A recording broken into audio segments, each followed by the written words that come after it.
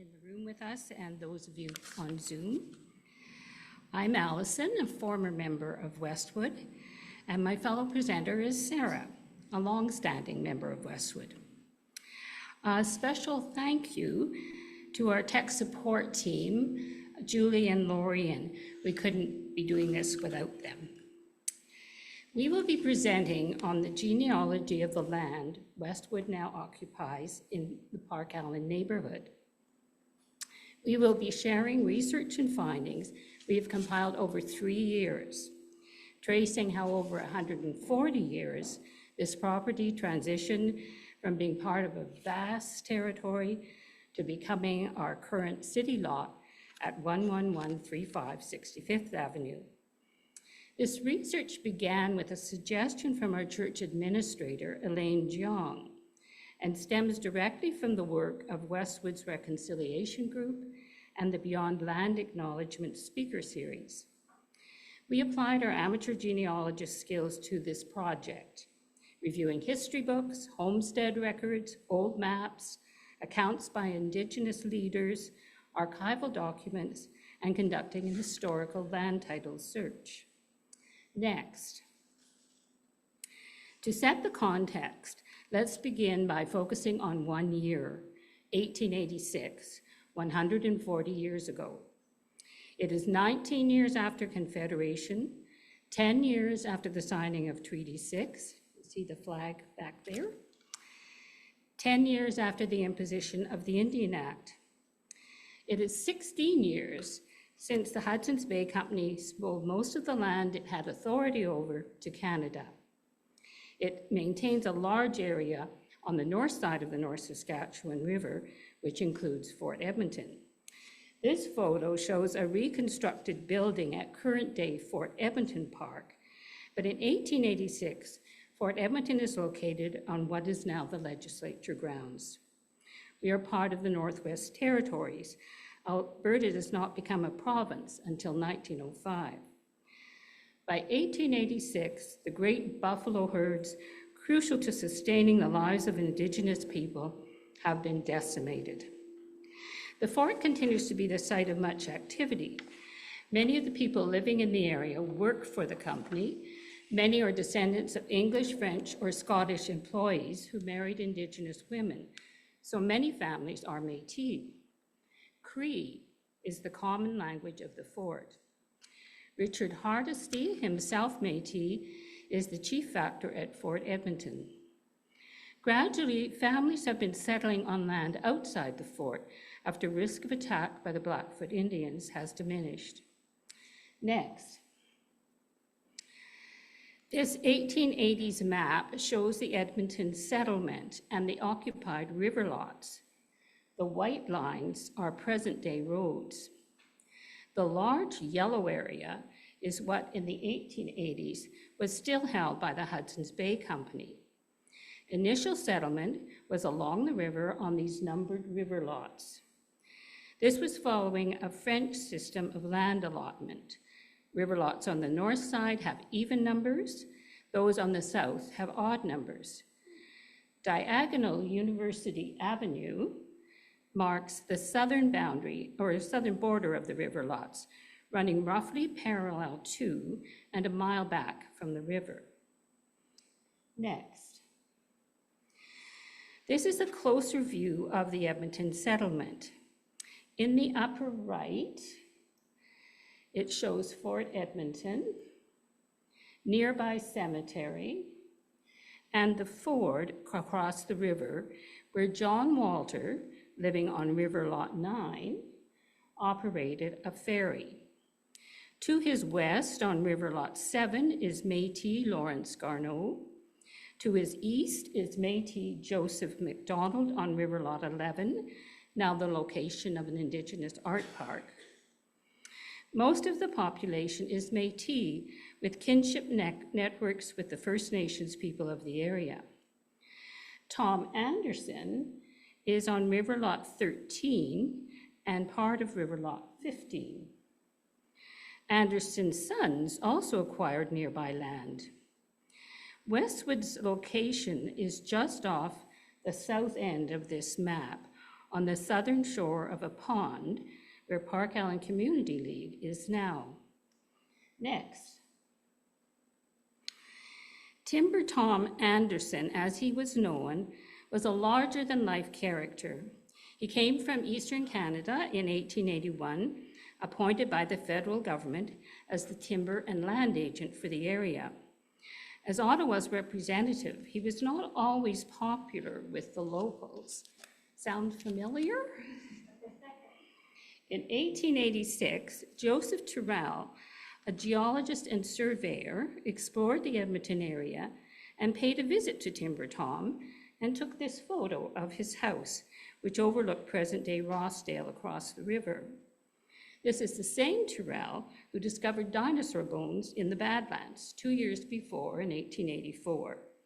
The Royal Terrell Museum in Drumheller is named after him. Next. This is a view of one of the lakes shown on the map. Métis and First Nations people had lived in the area where the lakes provided fresh water and good fishing and hunting, and hay marshes for livestock. Next. In 1882, the Dominion Land Survey came to the Edmonton area.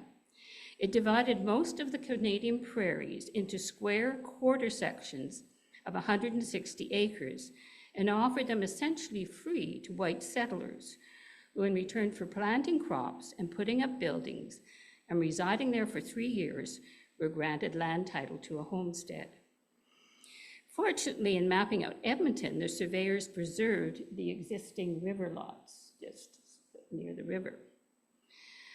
The survey organized and numbered the land into townships of 36 sections each, moving 1 to 6, then north and eastward, 7 to 12, and so on as the surveyors moved across the land.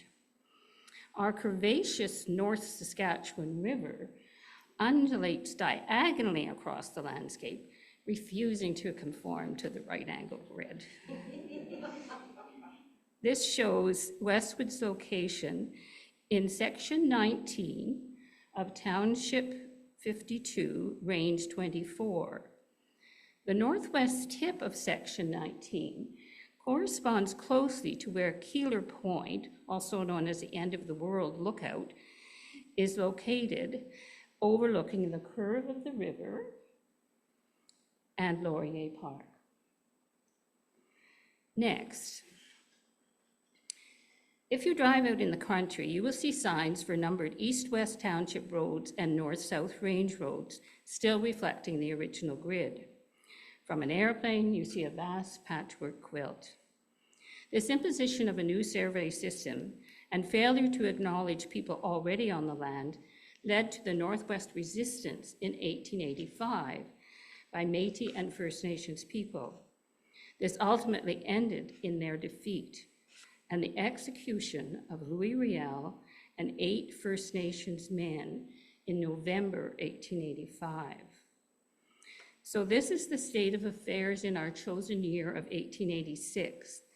The defeat of the resistance has a chilling effect on the lives of many of the Métis and First Nations inhabitants in Edmonton and area. They can see that rights that they have had to their land are being extinguished. Also, in 1885, the Canadian Pacific Railway has been completed across the country. More and more white settlers are arriving. Next. This map shows section 19 divided into quarter sections, with Robert McKernan occupying the west half and Timber Tom's son, Alexander Victor Anderson, the east half, where Westwood is now located. Both men are homesteaders. According to homestead records, Anderson's land had previously been farmed by a Francois Whitford, likely a Métis man, who sold it to Anderson. McKernan acquired his land from Azure Hamlin, also a Métis farmer. McKernan was from Ontario and came west with the extension of the Dominion Telegraph line in 1877, serving as a telegraph operator. Next. I found this map at the Alberta Genealogy Society. It shows the land south of the river surveyed for the Papas Chase Reserve. Only after digitizing it was I able to zoom in and see the details. I will read the title. It stands as proof of the Papas Chase presence on the land. Oh, next.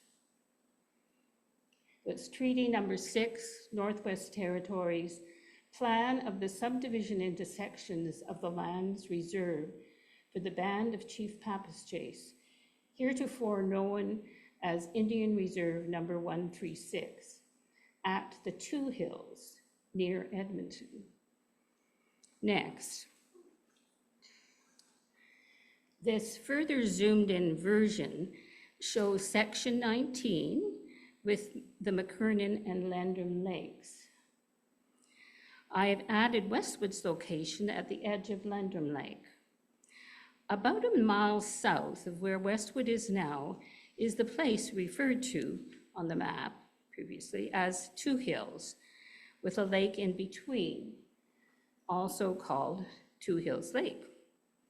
It was the main settlement of the Papas Chase Band, signatories to Treaty 6.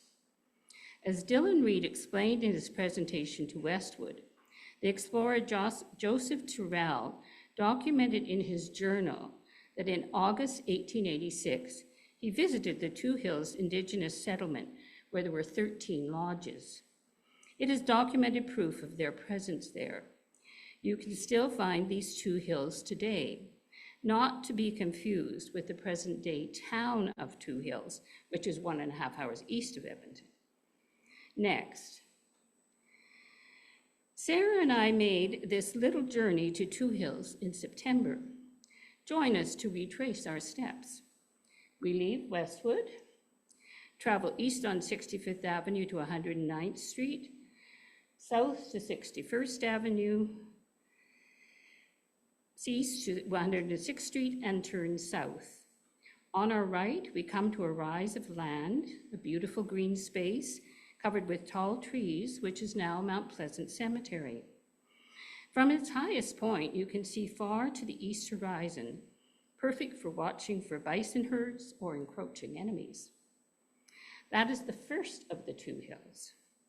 We travel a few blocks further south to 45th Avenue, turn east and come to a large townhouse development, Huntington Hill, also a rise of land, bordered by Calgary Trail on the east and White Mud Freeway on the south. This is the second of the Two Hills. Between the Two Hills was Two Hills Lake, since drained to make school grounds and a park. Present-day Southgate Mall is just 2 blocks west. Next. This is the full 1893 map again, showing the whole reserve. The northern boundary of the reserve, the Papas Chase have been granted and are in the process of losing, is present-day 51st Avenue, cutting in between the Two Hills right through the lake. The reserve covers a huge area. It extends to 119th Street in the west, 17th Street in the east, and 30th Avenue Southwest in the south, beyond the present-day Anthony Henday Ring Road.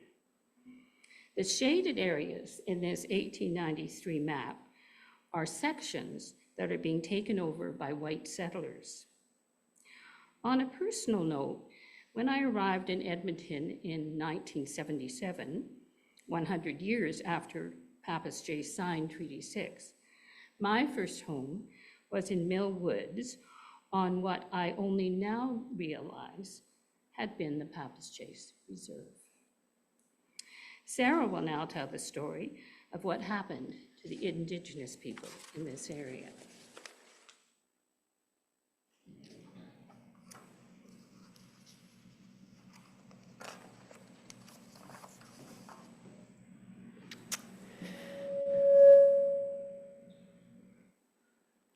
Next. I am sharing excerpts and research which touch on the experiences, historical context, and lens of the indigenous inhabitants of Westwood's land around 1886, 10 years following the enactment of the Indian Act. Next. While I acknowledge the presence of other Indigenous groups, our focus today is with the nations with which Westwood has enjoyed active beyond land acknowledgement relationships and drawing on the knowledge of 4 Indigenous authors. Beginning with the truce shared by Chief Darlene Quinn Gladue-Missick, a Cree descendant of the Pappas Chase Indian Band and a lawyer. Her book, Our Wekotowin is Worthy, is dedicated to the broken Indian bands. Next. When the Pappas Chase Band signed adhesion to Treaty 6 in August 1877, a pipe ceremony was held with the signatories. In Wekotowin, Cree law, this ceremony meant that the Great Spirit witnessed the treaty relationship between the Crown and the band. Chief John Quinn Gladue, Pappas Chase, meaning woodpecker, was a pipe carrier and shared the sacred pipe in ceremony, places the relationship under the governance of Wekotowin, whose 7 sacred laws, respect, love, courage, truth, wisdom, honesty, and humility, must guide all relationships. Chief Missick's analysis from this perspective clearly identifies the parties that breach the sacred laws. Next. The relationship was not respectful, particularly during the flourishing of the Edmonton settlement and the surveying of the Pappas Chase Band's treaty land. Canada, as the agent of the Crown, was in a conflict of interest when it implemented the Indian Act with the intention of gradually extinguishing the Indian race. And the tool for this extinguishment was Section 13 of the Indian Act, the scrip provision. More on that later. Next. A letter from 1881, recounted by Chief Missick, highlights her assertion of the animosity of the Edmonton colonists.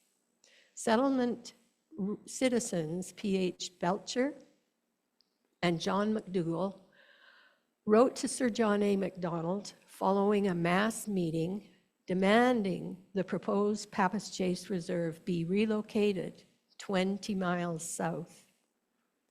Next. Their 4 reasons included the arrogance and overbearance of Chief Pappas Chase to the settlers and officers.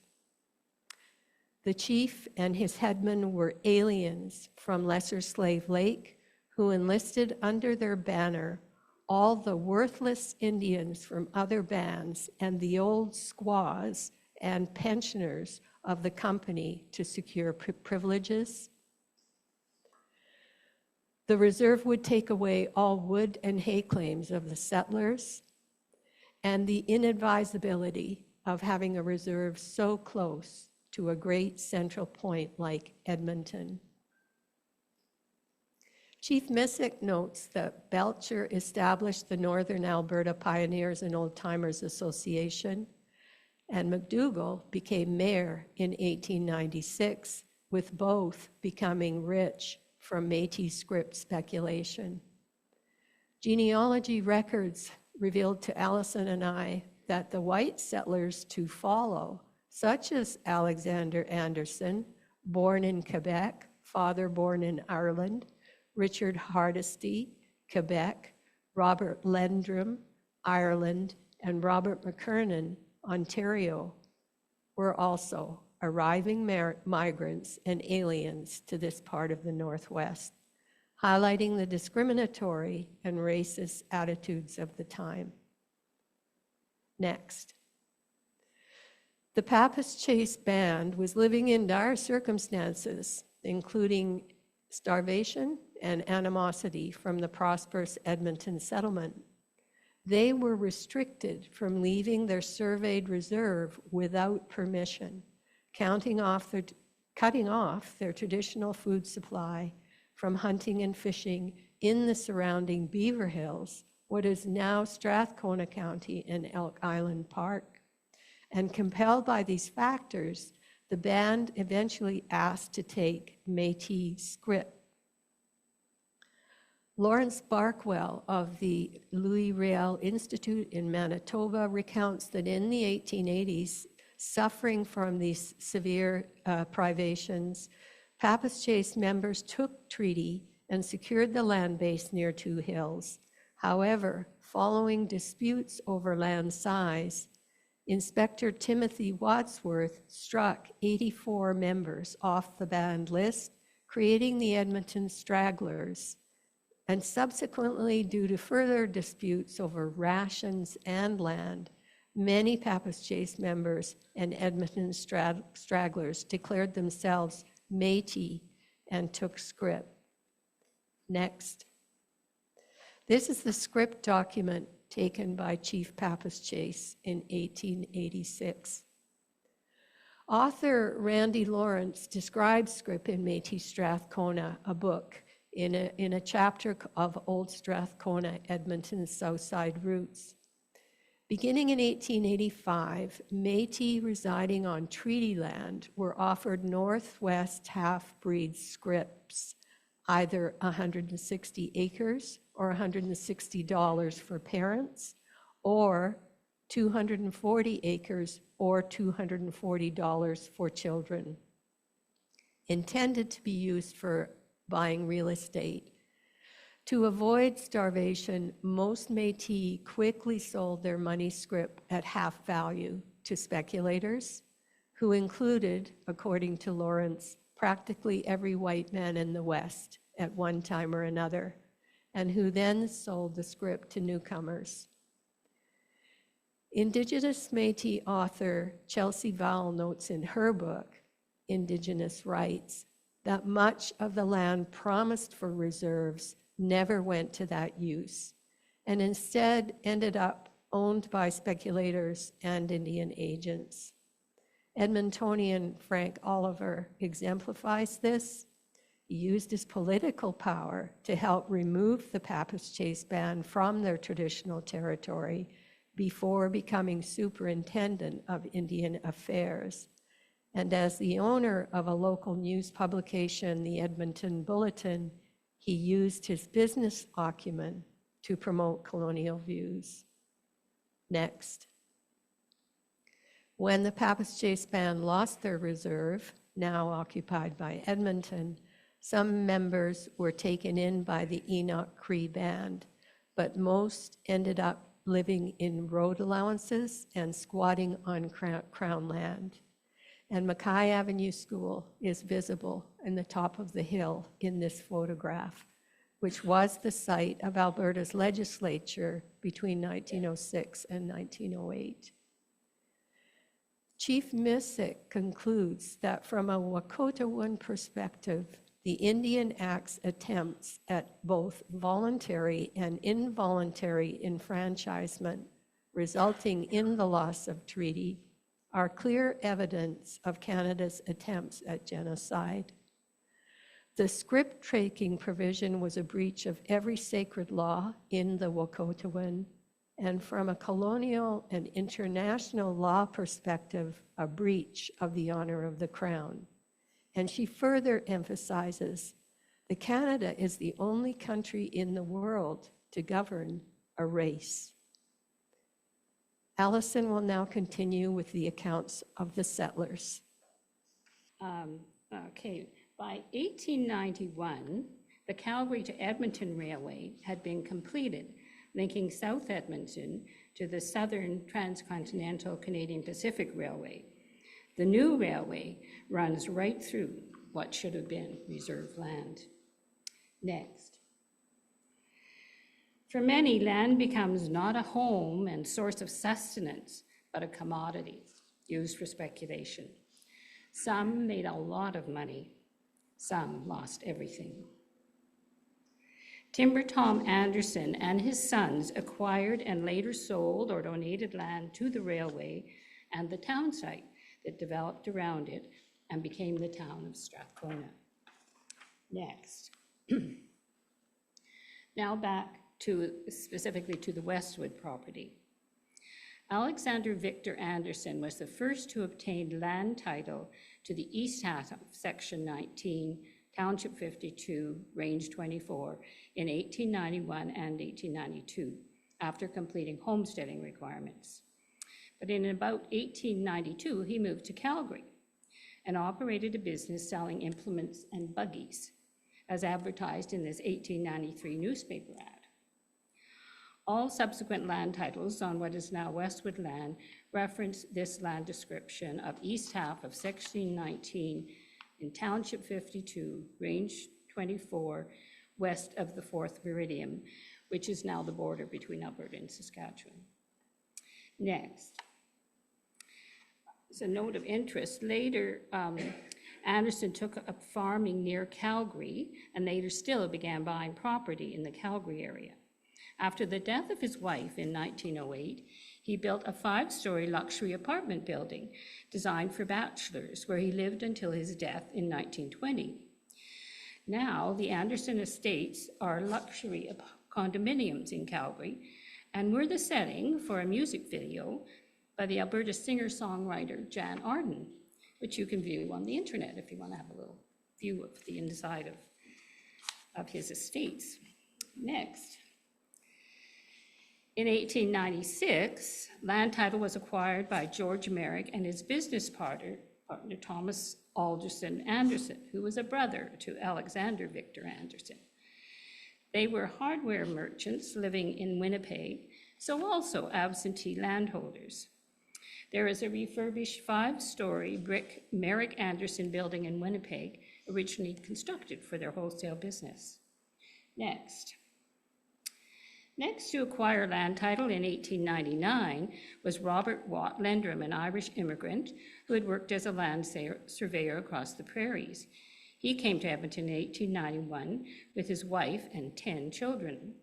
He served as a Strathcona City Councillor and lends his name to the neighborhood of Lendrum Place, just south of here. The land title was transferred to his wife Ella in 1901. Lendrum benefited from the pre-World War I land boom when there was an influx of immigrants and a surge in land development and construction. A half section in this area, which he bought in 1899 for a few $100s, he sold for a windfall $100,000 in October 1911 to create planned new subdivisions. Lendrum did not benefit long from this wealth, as he died a year later in 1912 and is buried in Mount Pleasant Cemetery.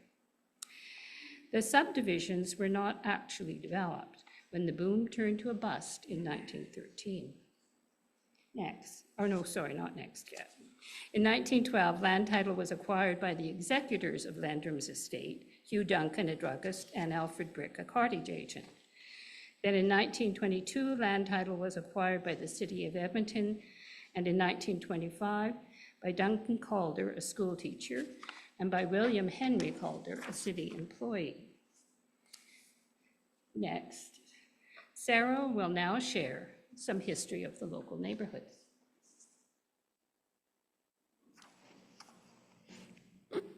Next. Robert McKernan's farm was a stopping place on the old Calgary and Edmonton Trail, and McKernan gave up farming in 1896 and too became involved in real estate development. Dylan Reed notes that McKernan's farm on the west half of Section 19 is now actually Belgravia and the portion of the university that covers Foot Field. Anderson's farm on the east half of Section 19 was developed into the neighborhoods of McKernan and Parkallen in the 1940s. Next. McKernan Lake, east of McKernan's farm, became popular for picnicking and ice skating. But in 1945, the Edmonton Bulletin announced the renaming of Calgary Trail Community League to Parkallen Community League, and McKernan and Lendrum Lakes were drained. Newspaper coverage described Indigenous protests against the loss of these waterways. Parkallen is named after Thomas Allen, an Irish immigrant who bought extensive land on the south side of the river around the beginning of the 20th century, and he sold part of his farm that now forms the Allendale neighborhood. According to Tom Monto, Allen was paid $175,000 in 1912 from the Canadian Investment Company for the sale. Next. Parkallen's new skating rink was officially opened in 1946 by Mayor Ainley, and a playground program was initiated by the Parkallen Community League women. Planning was afoot to prepare the land for subdivision, and significant land sales and purchases occurred in 1950. William Calder and others sold their property to the city of Edmonton, and another land survey ensued, resulting in Westwood's property becoming part of a city lot in Parkallen. Next. 1950 advertisements for new homes contained interesting slants, and I'll read the top half of this slide. For men only. She likes to juggle furniture. She wouldn't want to be the kind of wife you want if she didn't try her best to make your home attractive. She's expressing her personality, her desire to make you happy when she tries to improve your home by juggling the furniture. Give her the kind of home that will help her make things attractive. A Parkallen built Aldrich home.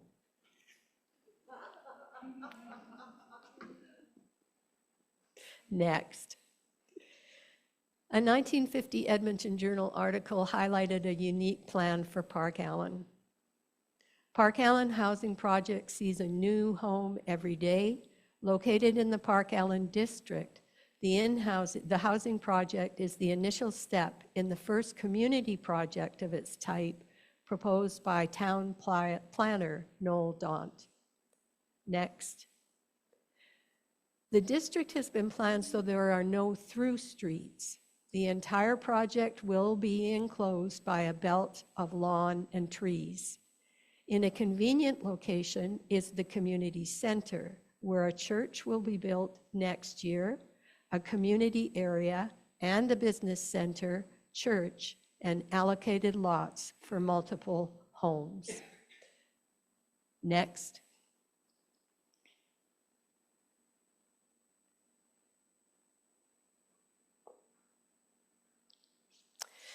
The Baptists were the first occupants. As the church construction proceeded in 1952, members of the McLaurin Baptist Church gathered and held services in Parkallen School. A certificate of land title was issued to the Baptist Union of Western Canada in August 1953 for Lot 1 in Block 9 in the city of Edmonton.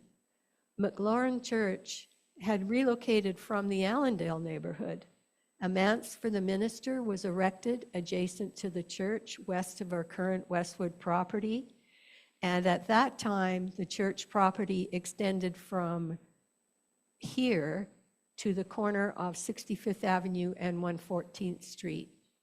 And the church contained a large immersion baptismal font where our sanctuary bathroom is located today.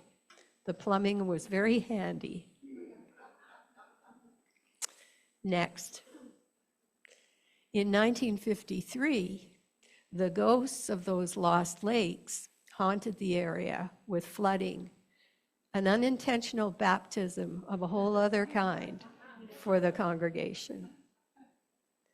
In the course of this research, I spent a heartwarming morning here at Westwood with a number of venerable Baptists and their minister, reminiscing about their times as children in Westwood's church, hearing tales of childhood, church events, marriages, their reasons for relocating here, and we all sat for a good long while, sharing recollections and inhaling their well-remembered atmosphere, evoking memories of good bygone Baptists. The Baptist congregation thrived and later relocated to the northeast corner across from Southgate Mall. Next.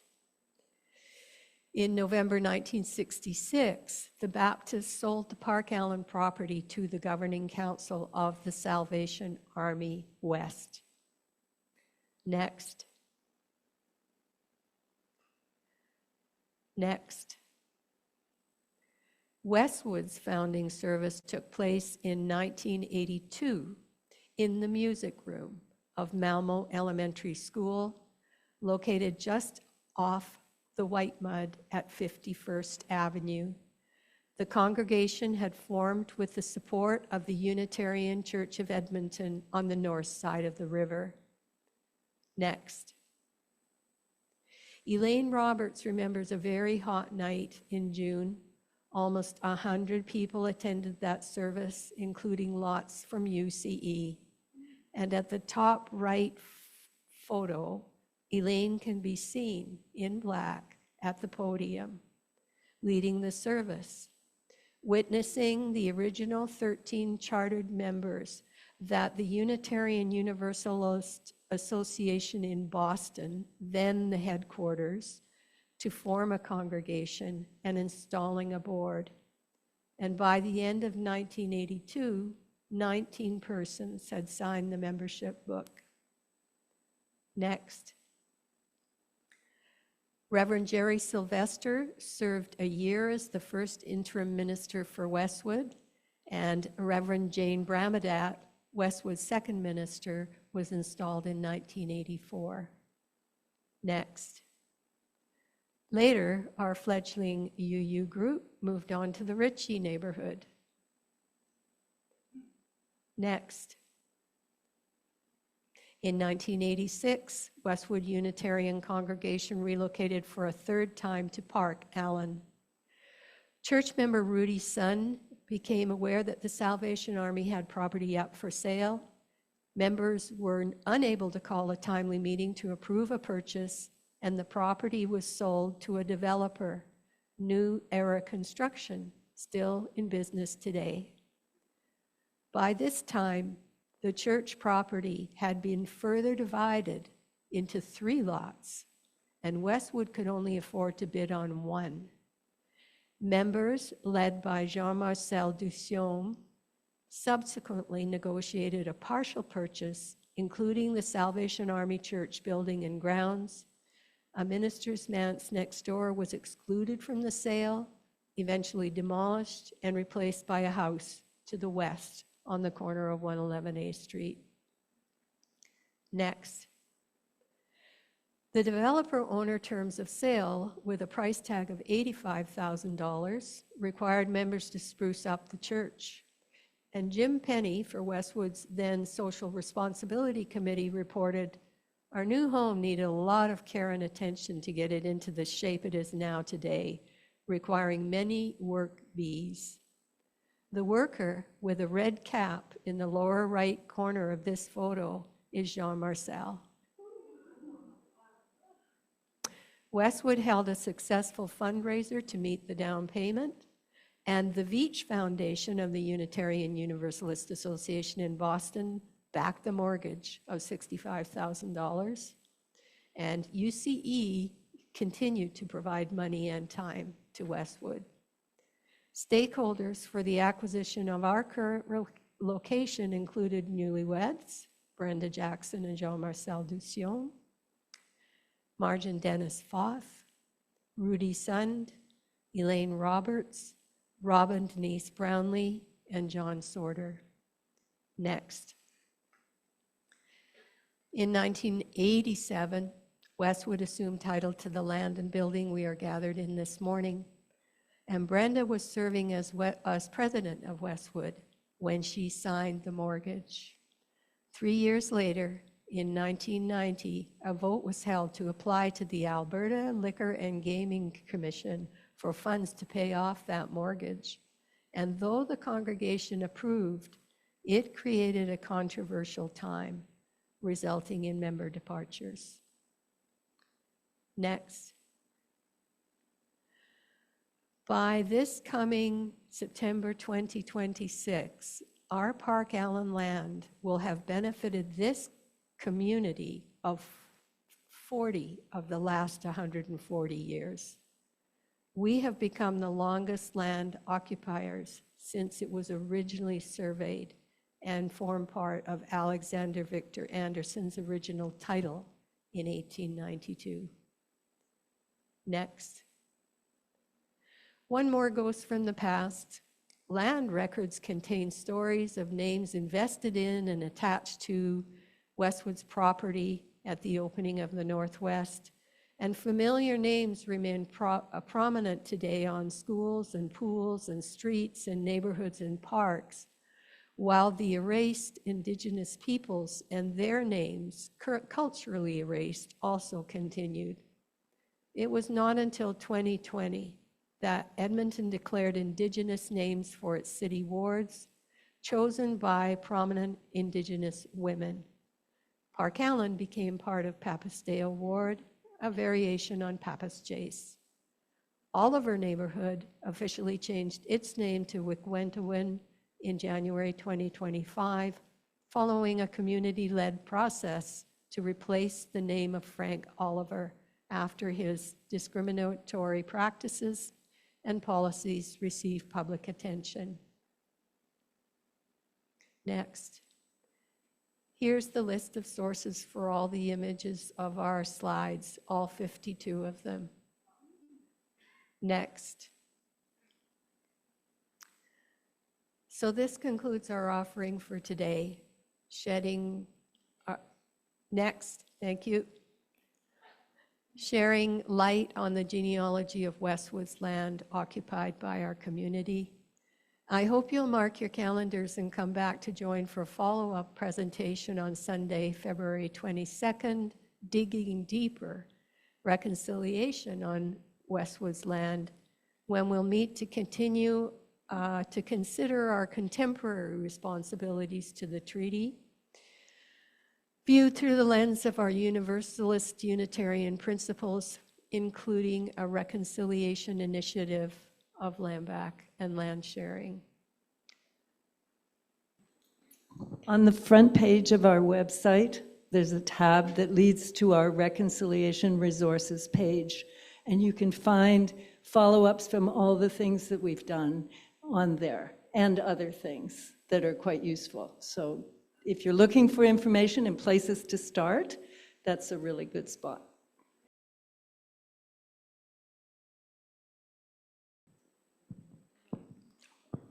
Thanks for listening to us.